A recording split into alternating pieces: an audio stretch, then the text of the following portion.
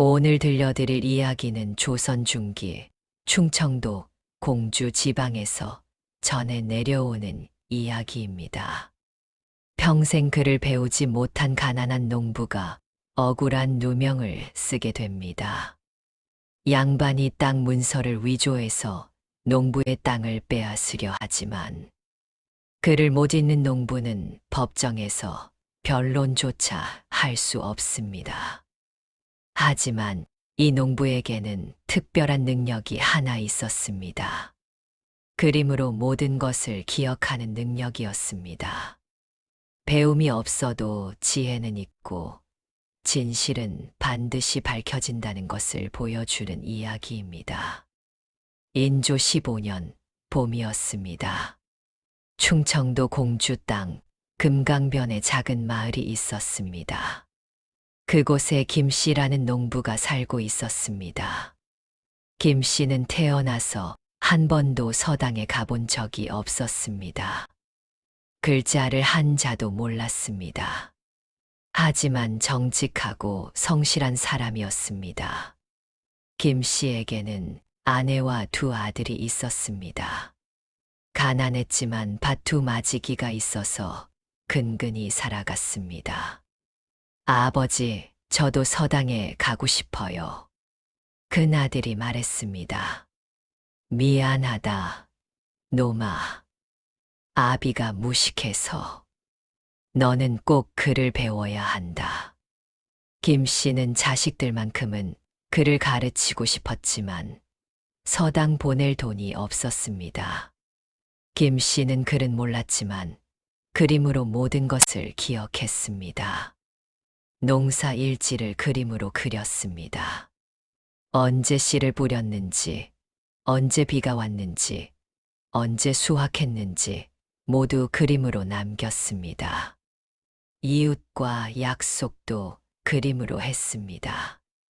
보리 10마를 갚겠다는 약속을 할 때는 보리 단 10개를 그렸습니다.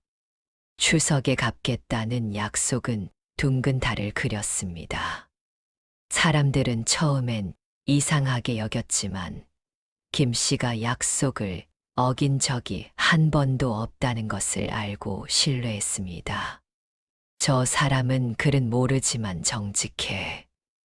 그림으로 하는 약속이지만 양반네 문서보다 믿음직스러워.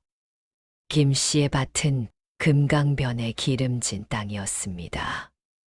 아버지가 평생 일해서 마련한 땅이었고 김씨도 20년 넘게 가꾼 땅이었습니다. 밭 가운데에는 감나무 5그루가 서 있었습니다. 김씨가 장가들던 해에 심은 나무였습니다. 20년이 넘었으니 나무가 제법 컸습니다. 이 나무들을 보면 내 인생이 보이는 것 같구만. 김씨는 감나무를 볼 때마다 흐뭇했습니다. 밭 북쪽으로는 냇물이 흘렀고 남쪽에는 큰 바위가 있었습니다. 그 바위에는 거북이 모양이 새겨져 있었습니다. 누가 새긴 것인지는 모르지만 오래전부터 있던 것이었습니다. 김씨는 이 모든 것을 기억했습니다. 나무의 위치, 물길의 방향, 바위의 모양까지. 글은 몰라도 자기 땅만큼은 손바닥 보듯 훤히 알았습니다. 그 마을에는 양반 이씨가 살고 있었습니다. 마을에서 제일 부자였고 땅도 많이 가지고 있었습니다. 이씨는 욕심이 많았습니다. 김씨의 밭이 금강변의 기름진 땅이라는 것을 알고 그 땅을 빼앗고 싶었습니다. 저 땅만 있으면 내 땅이 금강까지 이어지는데. 이 씨는 여러 번 김씨에게 땅을 팔라고 했습니다. 김서방, 그 밭을 내게 팔게. 쌀 100석을 주겠네. 죄송합니다, 양반님. 이 땅은 아버지께서 물려주신 땅이라 팔 수 없습니다. 쌀 200석은 어떤가? 아무리 돈을 많이 주셔도 안 됩니다. 김 씨는 단호했습니다. 이 씨는 화가 났지만 겉으로는 내색하지 않았습니다. 저 무식한 놈이 감히 내 제안을 거절하다니. 이 씨는 꾀를 냈습니다. 김 씨가 그를 모른다는 것을 이용하기로 한 것입니다. 이 씨는 아전과 짜고 가짜 땅 문서를 만들었습니다. 이 땅은 원래 우리 이 씨 집안 땅이었는데 50년 전에 김 씨 집안에 팔았다. 하지만 문서를 보니 그 땅의 위치가 지금 김 씨가 쓰는 땅이 아니다. 이 씨는 거짓 문서를 만들었습니다. 밭의 위치를 다르게 적고 나무와 물길의 방향도 반대로 적었습니다. 어느 날 이 씨가 관아에 소송을 제기했습니다. 김 씨가 내 땅을 불법으로 차지하고 있습니다. 김 씨는 깜짝 놀라 관아로 불려갔습니다. 무슨 말씀이십니까? 이 땅은 제 땅입니다. 사또가 이 씨의 문서를 보았습니다. 여기 문서가 있지 않은가? 이 땅은 원래 이 씨 집안 땅이라고 되어 있네. 하지만 사또님, 저는 김 씨, 자네에게도 문서가 있는가? 김 씨는 고개를 숙였습니다. 문서는 없습니다. 하지만 이 땅은 분명 제 아버지께서 문서가 없다고, 그럼 어떻게 자네 땅이라고 증명하겠는가? 이 씨가 비웃었습니다. 사또님, 저 사람은 글자도 모르는 무식한 놈입니다. 문서를 읽을 줄도 모르지요. 사또도 김 씨를 무시하는 눈빛으로 보았습니다. 글자도 모르는 주제에 양반의 땅을 차지하고 있었다니. 김 씨는 억울했지만 어쩔 도리가 없었습니다. 그날 밤 김 씨는 잠을 이룰 수 없었습니다. 여보, 어쩌면 좋아요? 땅을 빼앗기면 우리는 어떻게 살아요? 아내가 울었습니다. 걱정 마시오. 내가 방법을 찾아볼 테니. 김 씨는 생각했습니다. 나는 글은 모르지만 그림으로는 기억한다. 내 땅의 모든 것을 그림으로 그려서 보여주면 어떨까? 김 씨는 밤새 그림을 그렸습니다. 종이가 귀했지만 아내가 아껴둔 종이를 꺼내 주었습니다. 첫 번째 그림을 그렸습니다. 밭 가운데 감나무 5그루가 있는 그림이었습니다. 나무의 위치까지 정확하게 그렸습니다. 두 번째 그림을 그렸습니다. 북쪽에서 남쪽으로 흐르는 냇물을 그렸습니다. 물길의 굽이굽이까지 자세히 그렸습니다. 세 번째 그림을 그렸습니다. 남쪽 끝에 있는 큰 바위를 그렸습니다. 그리고 바위에 새겨진 거북이 모양까지 그렸습니다. 이 그림들이 진실을 증명해 줄 거야. 다음 날 김 씨는 3장의 그림을 들고 다시 관아로 갔습니다. 관아 마당에는 사람들이 많이 모여 있었습니다. 무식한 농부가 양반과 땅 싸움을 한다는 소문이 퍼진 것입니다. 저 농부가 이길 수 있을까? 양반이 문서까지 가지고 있는데 무슨 수로? 사또가 자리에 앉았습니다. 김 씨, 자네는 오늘 무엇을 가지고 왔는가? 사또님, 저는 그림을 가지고 왔습니다. 그림. 사람들이 웅성거렸습니다. 사또도 의아한 표정을 지었습니다. 글자도 모르면서 그림을 가지고 왔다고? 이 씨가 비웃었습니다. 사또님, 저런 그림이 무슨 증거가 되겠습니까? 하지만 사또는 호기심이 생겼습니다. 좋다. 한번 보자. 그림을 보여라. 김 씨가 첫 번째 그림을 꺼내 보였습니다. 사또님, 이것은 제 밭 가운데 있는 감나무 5그루입니다. 제가 장가들던 해에 심은 나무라 이제 20년이 넘었습니다. 김 씨가 그림을 가리키며 설명했습니다. 이 나무는 가장 크고 이 나무는 조금 작습니다. 이 나무는 가지가 동쪽으로 뻗었고 이 나무는 서쪽으로 뻗었습니다. 사또가 이 씨의 문서를 보았습니다. 이 씨, 자네 문서에는 감나무가 몇 그루라고 되어 있나? 이 씨가 당황하며 문서를 보았습니다. 세 그루라고 되어 있습니다. 3그루. 그럼 현장에 가서 확인해 봐야겠군. 김 씨가 2번째 그림을 꺼냈습니다. 사또님, 이것은 제 밭 북쪽으로 흐르는 냇물입니다. 물은 북쪽에서 남쪽으로 흐릅니다. 이 씨의 문서에는 어떻게 되어 있나? 아전이 문서를 읽었습니다. 물이 남쪽에서 북쪽으로 흐른다고 되어 있습니다. 사람들이 수군거리기 시작했습니다. 방향이 반대네. 뭔가 이상한데. 이 씨의 얼굴이 굳어졌습니다. 김 씨가 3번째 그림을 꺼냈습니다. 사또님, 이것은 제 밭 남쪽 끝에 있는 큰 바위입니다. 이 바위에는 거북이 모양이 새겨져 있습니다. 김 씨의 그림에는 바위와 거북이가 자세히 그려져 있었습니다. 이 씨, 자네는 이 바위에 대해 아는가? 저는 이 씨는 대답하지 못했습니다. 거북이 모양이 새겨진 바위에 대해서는 들어본 적도 없었기 때문입니다.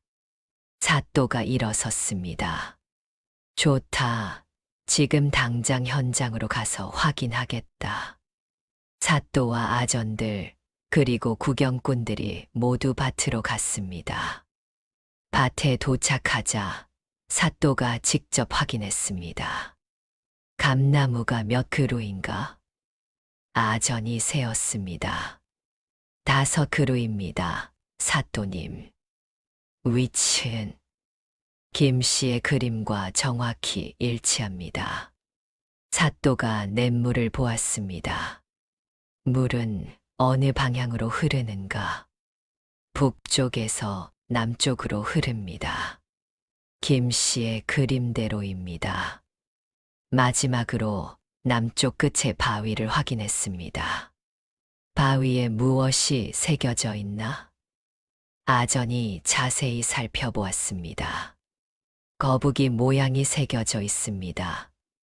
김 씨의 그림과 똑같습니다. 사람들이 감탄했습니다. 저 농부가 저렇게 자세히 기억하고 있었구나. 글은 몰라도 눈은 정확하네. 사또가 이 씨를 노려보았습니다.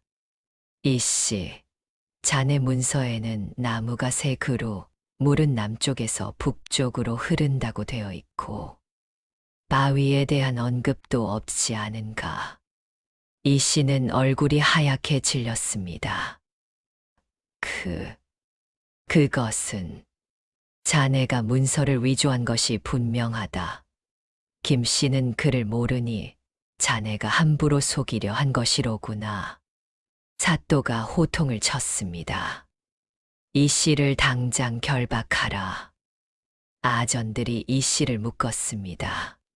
사또님, 저는 잘못이 없습니다. 입 닥쳐라. 양반이라는 자가 무식한 농부를 속이려 하다니. 이 얼마나 비열한 짓인가. 사또가 김 씨를 보았습니다. 김 씨, 자네는 그를 모르지만 그림으로 모든 것을 정확히 기억하고 있었구나. 예, 사또님. 저는 글은 모르지만 제 땅만큼은 제 손바닥처럼 압니다. 사또가 고개를 끄덕였습니다. 진실은 글자에만 있는 것이 아니로구나. 자네의 그림이 어떤 문서보다 더 정확한 증거였네. 사또가 판결을 내렸습니다. 이 땅은 김 씨의 것이 분명하다. 이 씨는 문서 위조 죄로 곤장 50대에 처하고 벌금 쌀 100석을 내도록 하라. 으악. 이 씨는 끌려가며 비명을 질렀습니다. 사람들이 박수를 쳤습니다. 잘했다. 정직한 농부가 이겼어. 그를 몰라도 진실은 이기는구나. 김 씨는 눈물을 흘렸습니다.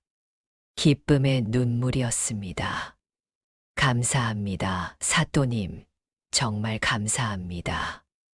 사또가 김 씨에게 말했습니다. 김 씨, 자네는 비록 글은 모르지만 정직하고 성실한 사람이네. 그리고 자네의 기억력과 그림 솜씨는 놀랍네. 자네 같은 사람이 진짜 양반보다 낫네. 김 씨는 깊이 절했습니다. 집으로 돌아온 김 씨를 가족들이 반겼습니다. 아버지, 이기셨어요? 그래, 우리 땅을 지켰다. 아내가 울며 남편을 안았습니다. 여보, 정말 잘하셨어요. 당신의 그림이 우리를 구했어요. 이 일은 금세 소문이 났습니다. 글 못 읽는 농부가 양반을 이겼대. 그림으로 증명했다더라. 정직한 사람이 결국 이기는구나. 다른 마을에서도 사람들이 찾아왔습니다. 김서방, 우리도 억울한 일이 있는데 도와주시오. 나는 그를 모르는데 어떻게 도와드립니까? 아니요, 김서방의 그림이 필요하오. 우리 땅도 그려주시오. 김 씨는 어려운 사람들을 도와주기 시작했습니다. 글은 몰라도 정확한 그림으로 많은 사람들의 땅을 지켜주었습니다. 관아에서도 김 씨를 불렀습니다. 김 씨, 자네가 우리 고을의 땅을 모두 그림으로 그려주면 어떻겠는가? 글자로 된 장부는 위조가 가능하지만 자네의 그림은 정확하니 말이네. 제가 그런 일을 할 수 있을까요? 할 수 있네. 자네는 특별한 재능이 있네. 김 씨는 관아의 일을 돕기 시작했습니다. 물론 농사도 계속 지었습니다. 세월이 흘렀습니다. 김 씨의 두 아들은 글을 배워 서당에 다녔습니다. 큰아들은 과거에도 급제했습니다. 아버지, 제가 벼슬을 하게 된 것도 다 아버지 덕분입니다. 아니다, 노마. 내가 열심히 공부한 덕이지. 아버지께서 정직하게 사는 모습을 보고 자랐기에 저도 정직하게 공부했습니다. 큰아들이 아버지께 절했습니다. 아버지, 비록 글은 모르시지만 아버지는 제 스승입니다. 김 씨는 눈물을 흘렸습니다. 김 씨는 70까지 살았습니다. 죽을 때까지 정직하게 살았고 많은 사람들을 도왔습니다. 김 씨가 죽은 후 마을 사람들은 그를 기렸습니다. 글은 몰랐지만 가장 지혜로운 사람이었다. 정직함과 진실함은 글보다 강하다는 것을 보여준 분이었다. 김 씨의 세 장의 그림은 관아에 보관되었습니다. 후대 사람들에게 진실은 반드시 밝혀진다는 교훈을 주기 위해서였습니다. 훗날 사람들은 이 이야기를 전하며 말했습니다. 배움이 없어도 지혜는 있다. 글자를 몰라도 진실은 안다. 정직한 마음이 가장 강한 무기다. 이 이야기는 지금도 충청도 지방에 전해지며 사람들에게 묻습니다. 진정한 배움이란 무엇인가? 진정한 지혜란 무엇인가? 학교에 가지 못했어도, 책을 읽지 못했어도, 인생을 살아가는 지혜는 누구에게나 있습니다. 중요한 것은 정직한 마음과 성실한 태도입니다. 그리고 자기가 아는 것을 정확하게 기억하고 진실을 말하는 용기입니다. 김 씨는 그를 몰랐지만 진실을 알았습니다. 그래서 이길 수 있었습니다. 여러분도 혹시 나는 배우지 못해서, 나는 모자라서 라고 생각하신 적 있으신가요? 그렇지 않습니다. 여러분의 경험, 여러분의 기억, 여러분의 정직함이 가장 강한 힘입니다. 오늘 이야기는 여기까지입니다. 들어주셔서 감사합니다. 편안한 밤 되시기 바랍니다. 안녕히 계세요.